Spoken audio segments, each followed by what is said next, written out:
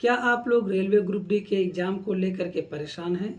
क्या आपको मालूम नहीं चल रहा है कि हमें कौन सी बुक पढ़नी चाहिए? क्या आप लोगों का प्रैक्टिस सेट में 25 से 30 नंबर से ज़्यादा नहीं आ रहे हैं? क्या आप लोग इन सभी चीज़ों से परेशान हैं? क्या आप पहली बार एग्ज़ाम देने के लिए जा रहे हैं? क्या आप कई बार फेल हो चुके हैं? यदि ऐसा है तो आप लोगों के लिए ये वीडियो बहुत ही इम्पोर्टेंट होने वाली है। इस वीडियो में मैं आप लोगों को ऐसी बुक बताऊंगा, ऐसे तरीके बताऊंगा जिससे इस बार आप लोगों का रेलवे ग्रुप डी का एग्ज़ाम आसानी से क्वालिफाई हो जाएगा। साथियों, जब मैं एग्ज़ाम दिया था तो उस टाइम मुझे जानकारी नहीं होने के कारण ज़्यादा मेहनत करनी पड़ी थी और मैं भी आप लोगों की तरह ही यूट्यूब पर वीडियो ढूंढता था जिसमें हमें सही जानकारी नहीं मिल पाती थी, जिसके कारण हमको ज़्यादा परेशानी हो गई। लेकिन यदि आप लोग मेरा वीडियो देख रहे हैं तो आप लोगों को बहुत ही बेहतर जानकारी मिलेगी और निश्चित ही आप लोग अगर इस नियम को पालन करते हैं तो आप लोगों का रेलवे ग्रुप डी का एग्ज़ाम इस वर्ष क्वालिफाई जरूर हो जाएगा। तो साथियों, सबसे पहला नंबर मैं आप लोगों को रेलवे ग्रुप डी का सिलेबस बता देता हूँ। इसमें साथियों आप लोगों को मैथ पढ़ना है जिससे आप लोगों को 25 क्वेश्चन मिलने वाला है। रीजनिंग पढ़ना है जिससे आप लोगों को 30 क्वेश्चन मिलने वाला है। साइंस पढ़ना है जिसमें से आप लोगों को 25 क्वेश्चन मिलेगा। जीके और करंट अफेयर मिला करके आप लोगों को कुल 20 नंबर मिलने वाला है। अब आप लोगों की तैयारी कैसी होनी चाहिए, इसके लिए सबसे पहला नियम आपको क्या करना कि एक टाइम टेबल बनाना। टाइम टेबल बनाने के बाद आप लोगों को अच्छी बुक सिलेक्ट करना कि ऐसी कौन सी बुक हम सब पढ़ें जिससे कि हमारा जो नंबर है वो इंक्रीज हो जाए। क्योंकि पढ़ने के लिए तो बहुत सारी बुक मार्केट में अवेलेबल हैं और बहुत सारे बुक अवेलेबल होने के कारण आप लोग ये अंदाज़ा नहीं लगा पाते, ये समझ नहीं पाते कि हम कौन सी बुक लें जो हमें रेलवे ग्रुप डी में अच्छा प्रदर्शन करने के लिए अच्छी साबित हो सके। इसके लिए कभी आप ये बुक पढ़ते हैं, कभी दूसरी बुक पढ़ते हैं, कभी तीसरी बुक पढ़ते हैं, कोई कुछ बता देता है उसको पढ़ते रहते हैं। तो अब आप लोगों को ऐसा नहीं करना है। सबसे पहले आप लोगों को मैथ के लिए एक ऐसी बुक ढूंढना है जिसमें चैप्टर वाइज सॉल्यूशन हो और उसके साथ साथ उसके सभी टाइप के क्वेश्चन उसमें इंक्लूड हों।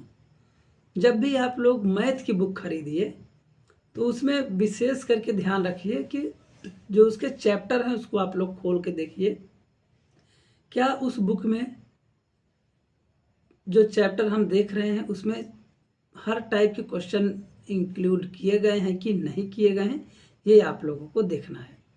जैसे एक चैप्टर का मैं उदाहरण आपको दे देता हूँ। जैसे आप लाभ हानि पढ़ रहे हैं तो लाभ हानि के जितने भी टाइप के क्वेश्चन बनते हैं, क्या उस टाइप के क्वेश्चन उस बुक में दिया गया है या फिर नहीं दिया गया है। सबसे पहला काम आपको यही करना है।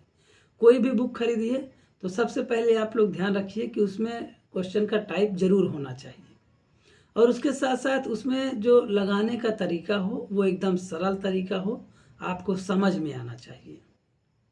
ऐसी बुक आप लोग लीजिएगा। तो ऐसी भी बुक जब आप ले लेंगे तो बस आपका मैथ के लिए काम हो गया। अब इसमें आप लोग उस बुक को लेकर के टाइम टेबल के अनुसार चैप्टर वाइज चैप्टर उसको हल करिए और क्वेश्चन को बनाइए। अगर क्वेश्चन नहीं बन रहे हैं तो आप लोग हमें कमेंट कीजिए और मैं आप लोगों को क्वेश्चन बना करके दिखाऊंगा कि कैसे क्वेश्चन बनाए जाते हैं। इसके बाद आप लोग रीजनिंग के लिए भी आप लोग जब बुक खरीदने के लिए जाएं तो वहाँ पर रीजनिंग की बुक भी आप लोगों को बहुत सारी देखने को मिलेंगी। तो उसमें भी आप लोगों को वही बुक खरीदना है जिसमें प्रत्येक टाइप के क्वेश्चन दिए गए हों। जैसे मान लीजिए कोडिंग डिकोडिंग है तो कोडिंग डिकोडिंग के हर टाइप के क्वेश्चन उसमें होने चाहिए। आप चैप्टर को खोल करके चेक करिए, केवल ऊपर से कवर देख करके उस किताब को मत खरीदिए, उसके पन्नों को पलटिए थोड़ा, उसमें पन्ने पलट करके देखिए कि जो कोडिंग डिकोडिंग है उसके सारे चैप्टर हैं कि नहीं हैं, कथन निष्कर्ष का जो टाइप है वो है कि नहीं है, और उसमें जो बताने का तरीका है वो इजी है कि नहीं है, आपको समझ में आ रहा है कि नहीं आ रहा है। तो ये सब चीज़ें देख करके आप लोगों को रीजनिंग की बुक खरीदना है। और रीजनिंग की बुक आप खरीद लेंगे तो बस इसको भी आपको टाइम टेबल के अनुसार पढ़ाई करना स्टार्ट कर देना है।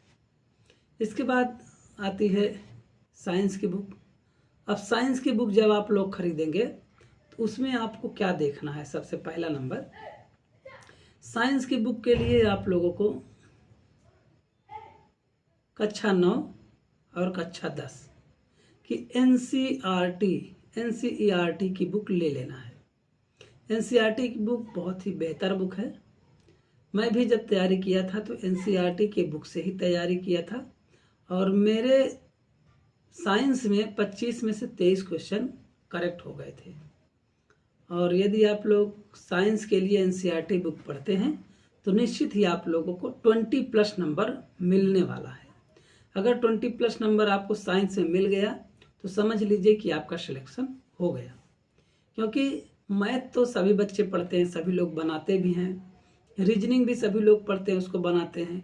लेकिन साइंस में क्या होता है कि इसको याद करना होता है।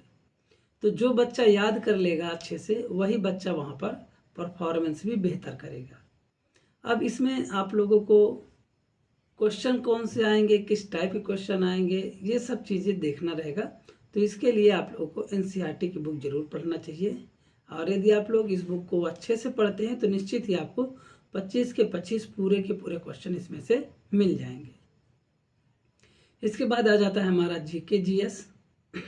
तो जीके के लिए आप लोग सबसे पहले संविधान पढ़ लीजिएगा। हिस्ट्री से भी 1-2 क्वेश्चन आते हैं, उसको पढ़ लीजिएगा। भूगोल में आप लोगों को नृत्य पढ़ना है और मिट्टी के बारे में पढ़ना है। और इसके साथ साथ आप लोगों को साइंस में जीके में लूसेंट की बुक पढ़ना है। आप लूसेंट ले लीजिए, उसको भी पढ़ लीजिए। ओवरव्यू पढ़िएगा, बहुत डीपली पढ़ने की ज़रूरत नहीं है, क्योंकि जो क्वेश्चन आते हैं वो ऊपर ऊपर ही पूछे जाएंगे। तो संविधान से आप लोगों को 2 से 3 क्वेश्चन देखने को मिलता है। तो मैं आपको पहले ही बता देता हूँ कि संविधान पोर्शन जो है उसको कंप्लीट कर लीजिएगा, 2 से 3 नंबर आपको मिल जाएंगे। और करंट अफेयर के लिए आप लोगों को मंथली जो पत्रिका आती है करंट अफेयर की, उसको पढ़िएगा। मंथली पत्रिका बहुत ही अच्छी होती है, उसमें आप लोगों को एवरी मंथ का जो जीके है उसको पढ़ना है।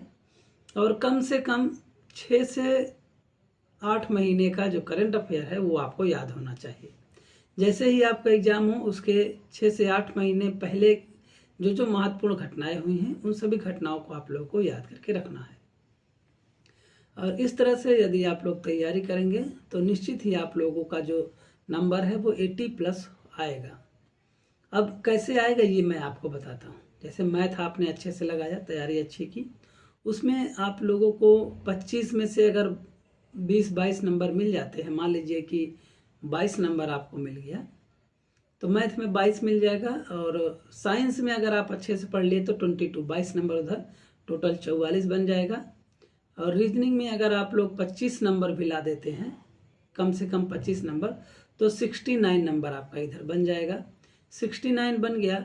अब आप करंट अफेयर और जीके मिला करके अगर 10-11 क्वेश्चन भी बना लेते हैं तो भी आप लोग समझ लीजिए कि 80 नंबर आपका बन जाता है। अगर 80 नंबर ला लिए तो आपको अच्छी पोस्ट मिल जाएगी, और अच्छी पोस्ट मिल गई तो आपको प्रमोशन भी अच्छा मिल जाएगा और आपका सिलेक्शन भी आसानी से हो जाएगा। और इसमें भी आप लोगों को कहीं कोई प्रॉब्लम होती है बुक सिलेक्ट करने में, या फिर चैप्टर वाइज आपको समझ में नहीं आ रहा है कि कौन से चैप्टर इसमें आने चाहिए, कौन से चैप्टर नहीं है, तो उसका भी डिस्कशन आप मेरे साथ कर सकते हैं।